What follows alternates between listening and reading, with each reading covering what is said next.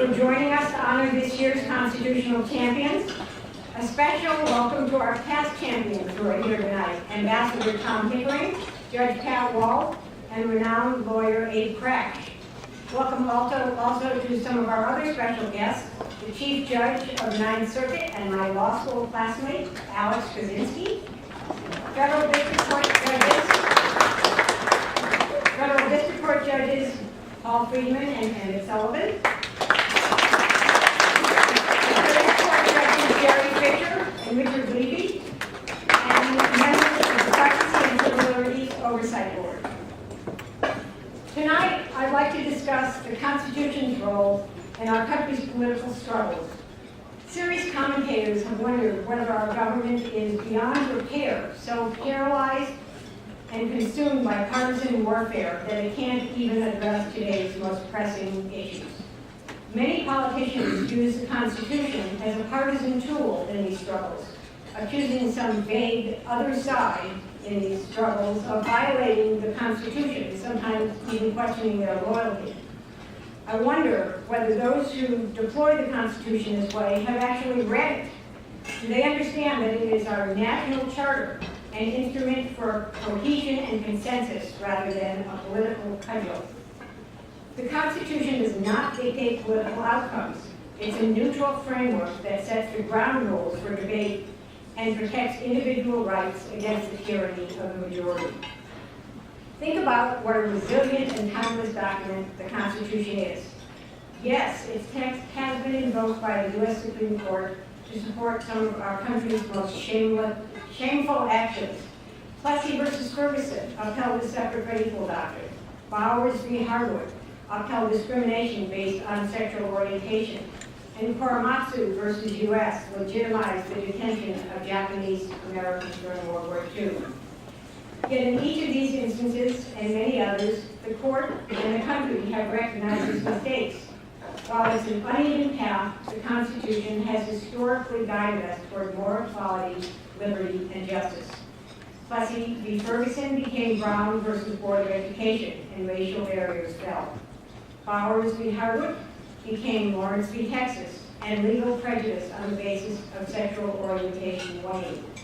Korematsu, though never formally overturned, has been thoroughly discredited. So I hope that the current public disenchantment with our government and use or misuse of the Constitution to express that disenchantment will diminish, and we will find our constitutional equilibrium again. The beauty of our Constitution is its simplicity, but that means that there may be no clear answers about its meaning, and we're left to disagree about many things.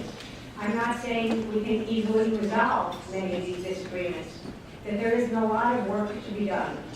But the Constitution has proved that unlikely allies from the right and the left, Republicans and Democrats alike, can come together to agree about basic constitutional principles and safeguards. The Constitution has made this goal our mission and has given this work a home. We've led the way in so many areas in educating policymakers and the public about the Constitution, helping move us away from bipartisanship and paralysis and toward vital bipartisan consensus. Last year's work is among the most important we've ever done, and I'd like to highlight some of it for you. Despite the best efforts of many to convince the White House or Congress, they refused to examine our country's actions regarding the detention of suspected terrorists. So we acted, the Constitution Project acted, creating our bipartisan task force on detainee treatment, which includes some of the most experienced, able, and influential people in government, law, medicine, diplomacy, religion, academia, and the military. It examined our actions from the Clinton to the Obama administrations, and its creation was a controversial decision in some quarters. But it was the right decision then, and the reaction to our report from all over the world confirms just how right it was. A year ago, the task force issued an uncompromising report, concluding that our government had engaged in torture. Not enhanced interrogation, not abusive techniques, or whatever other euphemism politicians and press have used. It was torture, and it was authorized at the highest levels of our government. As with all our reports, we use the task force report to further our education and advocacy work. Task force members persistently urged the Senate Select Committee on Intelligence, or SISI, to release its report on the CIA's actions.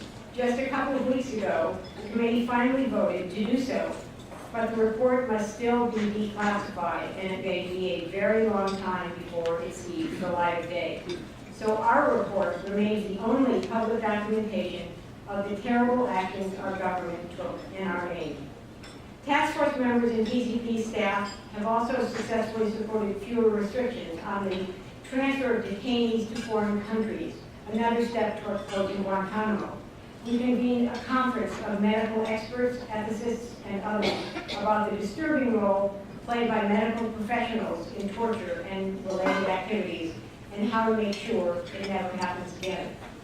Alberto Mora, who as many of you know is a true hero, and who as the Navy's General Counsel blew the whistle on torture in 2002, and was our 2009 constitutional champion, sent me an email just after the Sissy vote.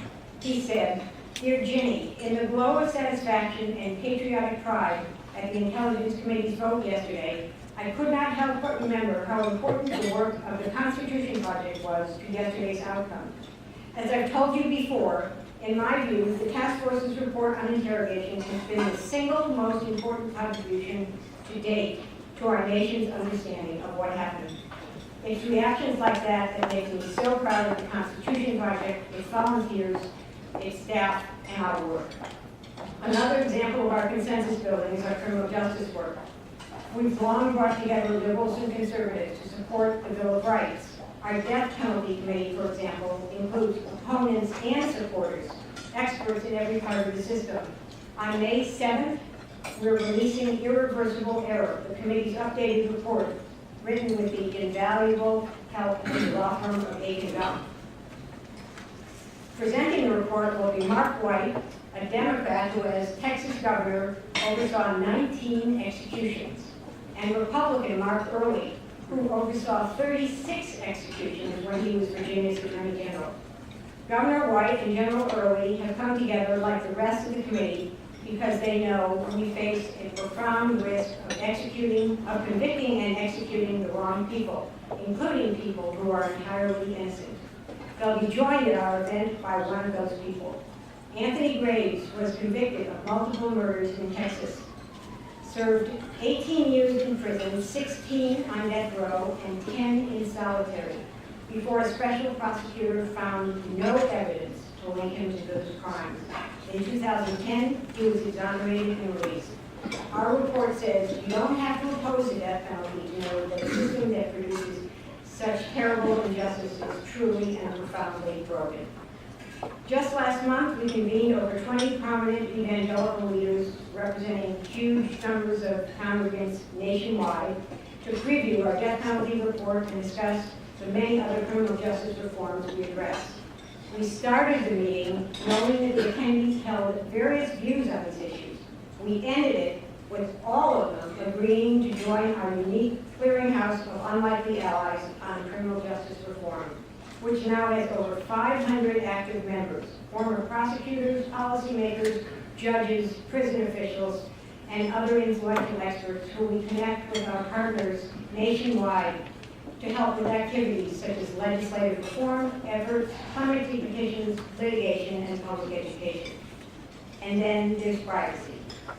Even before the Snowden revelations, we were working to protect the privacy and civil liberties of those of us, pretty much all of us, who use virtually any kind of technology. We're meeting with federal and state governments, arguing for more accountability, transparency, and control on activities such as the use of drones and DNA testing.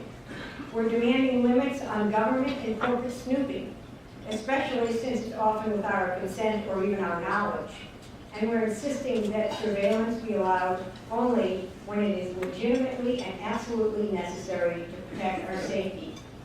These issues, which are coming to define our society, are a major new Constitution Project focus. Who owns this information about us? You? The government? The phone company or the business that you're doing, the store you're doing business with? What can be done with it? Can it be kept on file forever, sold, or given to your health insurance company or a prospective employer?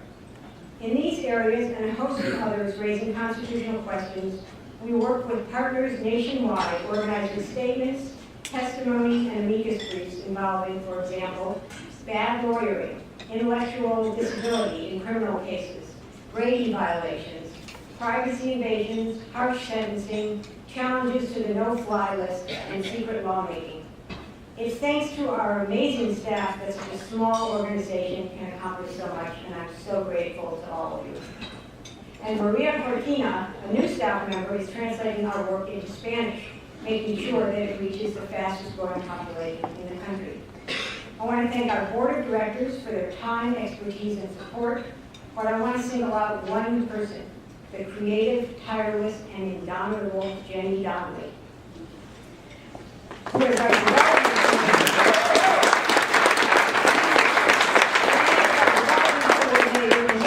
to the most successful gala we've ever had. Finally, I'm so grateful to our constitutional champions who have performed a vital service to our country by standing up for the Constitution and the rights of all of us. For more about our first honoree, Gary Pruitt, please welcome Gracia Martori, Gannett's President and Chief Executive Officer, who serves on the Board of Directors for the Associated Press.